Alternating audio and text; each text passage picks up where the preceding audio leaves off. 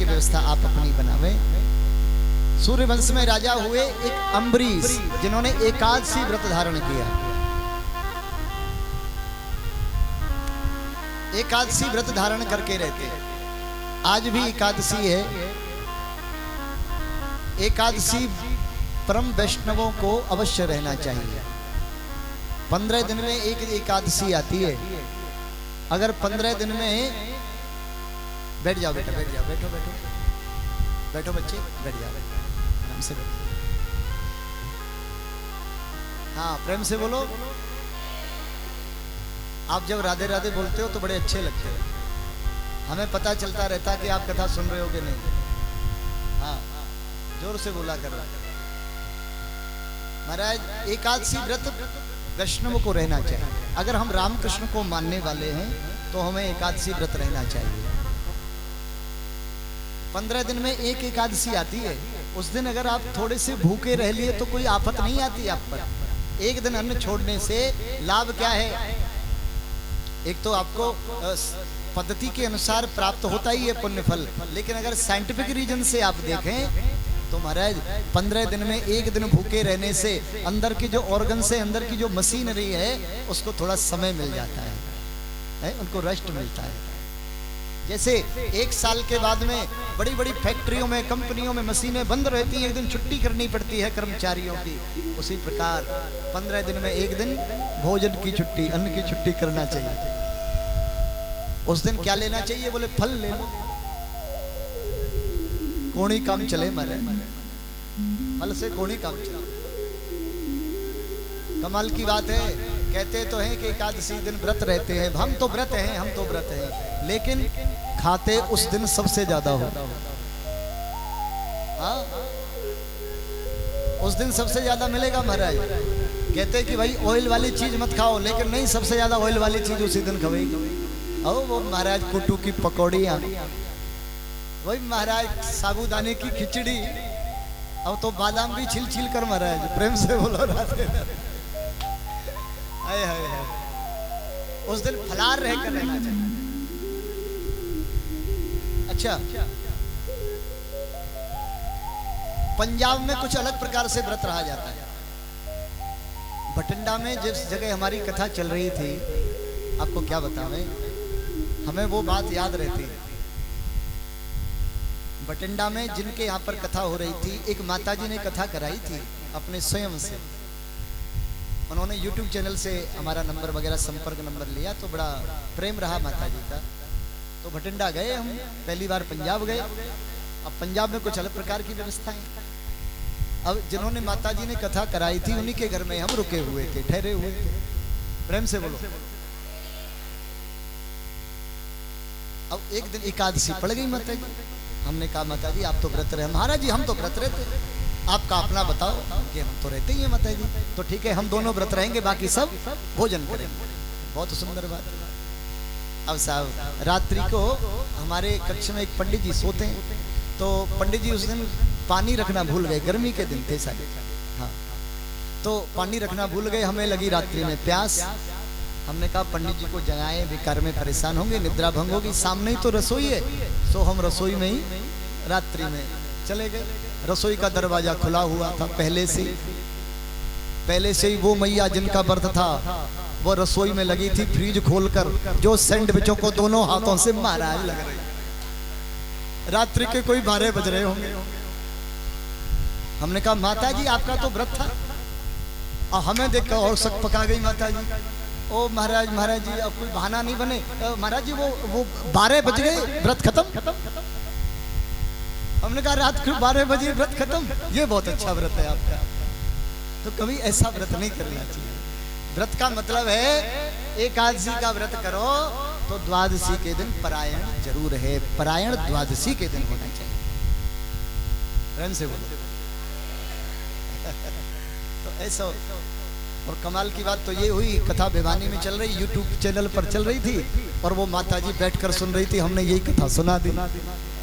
अब उनका फोन आया, महाराज जी हमारी बहुत बेइज्जती करते हैं आप। मैंने कहा माता जी ऐसा भाव नहीं है, वो याद आ गया, सब बोल दिया, क्षमा करें। ऐसा कभी कभी याद रहता है। इन भैया से प्रार्थना है वहां तक नहीं पहुंचा दी जो। तो महाराज एकादशी का व्रत धारण करते रहते राजा अम्बरीश। भीम एकादशी रहती, जल से रहा जाता है। एक दिन दुर्वासा ऋषि इनके राजमहल में पधारे। एकादशी का व्रत था, द्वादशी को परायण होना चाहिए। तो राजा ने स्वाभाविक निमंत्रण कर दिया दुर्वासा ऋषि के संत जनों को, प्रभु द्वादशी को व्रत खोलूंगा, आप पधारना, आपका भोजन पहले कराऊंगा, उसके बाद में मैं व्रत खोलूंगा। ठीक है। दुर्वासा ऋषि जी लेट हो गए स्नान करने में। उस दिन कभी कभी क्या होता है कि द्वादशी में त्रयोदशी लग जाती है। एकादशी का नियम यह है कि द्वादशी में परायण अवश्य कर लेना चाहिए, नहीं तो व्रत निष्फल हो जाता है। अब उस दिन द्वादशी में त्रयोदशी लगने वाली थी। कहा भैया संत जन आए नहीं, बिना उनके भोजन करे कैसे राजा कर ले भोजन, परायण कैसे कर ले। अब साहब ब्राह्मणों से पूछा, ब्राह्मणों ने कह दिया राजन तुम भगवान का चरणोदक ले लो, चरण प्रसाद ले लो, इससे तुम्हारा व्रत नहीं खुलेगा और व्रत खुल भी जाएगा, दोनों काम हो जाएंगे।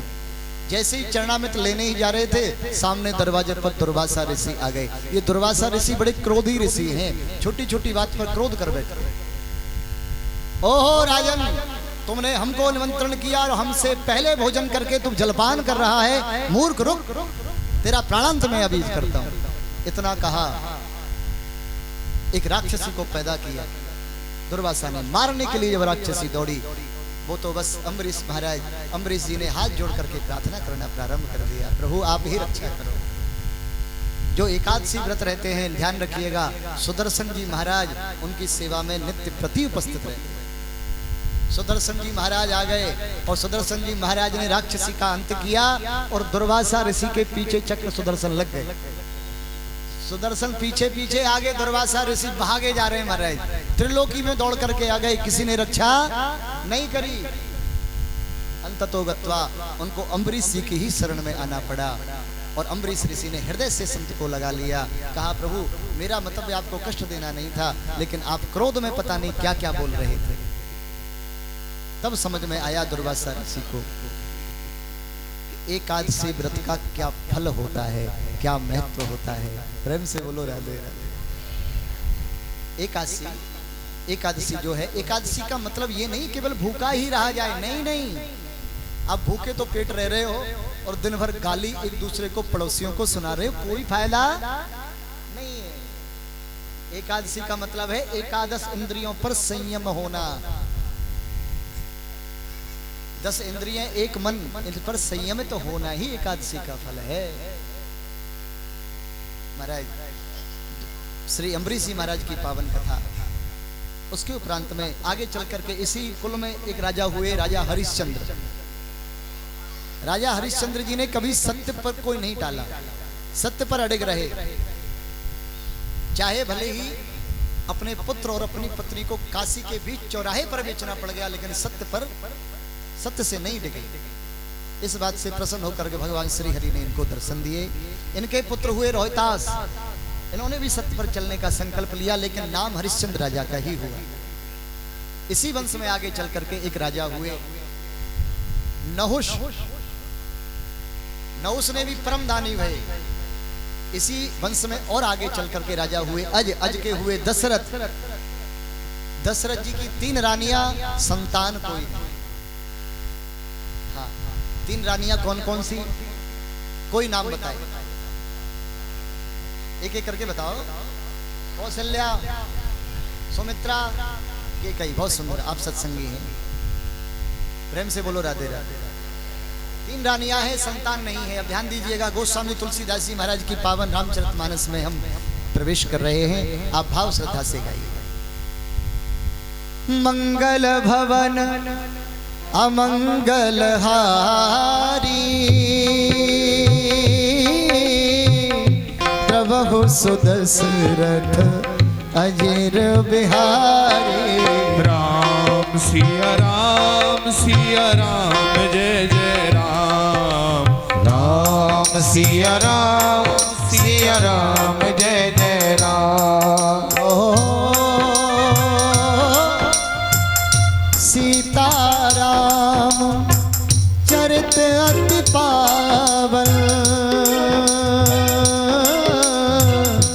मधुर सरस और अति मन भावन। राम सिया राम जय जय राम। राम सिया राम जय जय राम। ओ कभू में अनुभव अपना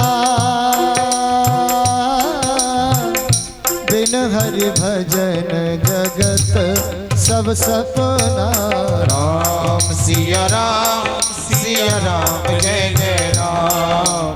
राम सिया राम जय जय राम। रघुनंदन राघव राम हरे सिया राम हरे सिया राम हरे।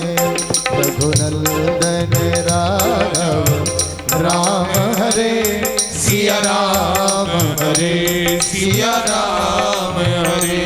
रघुनंदन राघव राम हरे सिया राम हरे सिया राम हरे।